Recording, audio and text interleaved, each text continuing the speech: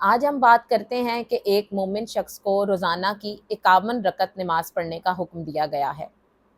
معصوم فرماتے ہیں کہ ایک مومن شخص کی علامات میں سے ایک علامت یہ بھی ہے کہ وہ روزانہ 51 رکعت نماز پڑھتا ہے۔ تو آج ہم یہ بات کرتے ہیں کہ یہ 51 رکعت نماز کون سی ہے۔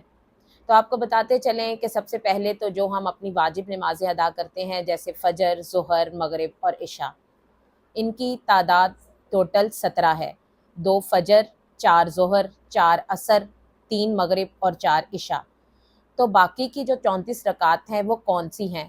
تو آپ کو بتاتے چلیں کہ وہ جو نوافل یومیہ یعنی روزانہ کے جو نوافل ہیں ان کو اگر شمار کیا جائے اور نماز شب کی 11 رکعت کو شمار کیا جائے تو یہ 51 رکعت نماز بنتی ہے۔ اب ہم آپ سے بات کرتے ہیں کہ نوافل یومیہ کون کون سے ہیں، کتنے ہیں اور ان کی ادائیگی کا وقت کیا ہے۔ تو بتاتے چلیں کہ فجر کی 2 رکعت نوافل ہیں، ظہر کی 8 رکعت، عصر کی 8 رکعت، مغرب کی 4 رکعت اور عشاء کی 2 رکعت۔ لیکن چونکہ عشاء کی جو نوافل ہے وہ ہم بیٹھ کر ادا کرتے ہیں اس لیے وہ 1 رکعت شمار کی جائے گی۔ باقی 11 رکعات نمازیں شب کی ہیں جن کو شمار کیا جائے تو یہ ٹوٹل 51 رکعت بن جاتی ہیں۔ تو آئیے اب ہم بات کرتے ہیں کہ ان کی اوقات کا، کہ ان کو کس وقت پر ادا کرتے ہیں اور ان کی ادائیگی کا طریقہ کار کیا ہے۔ تو آپ کو بتاتے چلیں کہ فجر کے نوافل کا وقت نماز فجر کی ادائیگی سے پہلے ہے، یعنی نماز اذان فجر کے فوراً بعد آپ 2 رکعت نماز نفل ادا کریں گے اور اس کے بعد اپنی واجب نماز فجر ادا کریں گے۔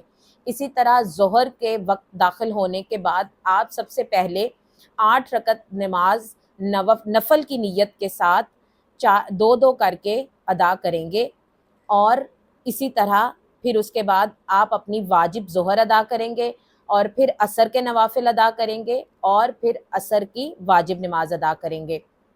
مغرب کے نفل کا وقت مغرب کی واجب نماز ادا کرنے کے بعد ہے اور عشاء کے نفل کا وقت بھی عشاء کی نماز ادا کرنے کے بعد ہے۔ نماز شب کے بارے میں اکثر جو بات پوچھی جاتی ہے وہ یہ ہے کہ نماز شب کا وقت کیا ہے۔ تو آپ کو بتاتے چلیں کہ نماز شب کا کوئی متعین وقت نہیں ہے، آپ نماز شب کو نماز عشاء کے فوراً بعد بھی ادا کر سکتے ہیں، لیکن اس کو ادا کرنے کا بہترین وقت یہ ہے کہ اس کو ادا کرنے کے فوراً بعد ہم نماز فجر ادا کریں، یعنی نماز فجر اذان فجر سے چند لمحات پہلے آپ نماز شب ادا کریں، اس کے بعد فجر کے نفل ادا کریں اور اس کے فوراً بعد آپ فجر کی واجب نماز ادا کریں۔ ہماری زندگیوں میں اس مستحب عمل کا بہت زیادہ تاکیداً ہمیں کہا گیا ہے۔ یہ وہ مستحب عمل ہے کہ جس کو بہت زیادہ اجر اور ثواب کے ساتھ یاد کیا جاتا ہے۔ البتہ مستحب کا مطلب یہ ہے کہ اگر اس کو ادا کیا جائے تو اس کا بہت زیادہ اجر اور ثواب ہے، لیکن اگر کسی مجبوری کے وجہ سے ہم اس کو ادا نہ کر سکیں تو اس کا کوئی گناہ نہیں ہے۔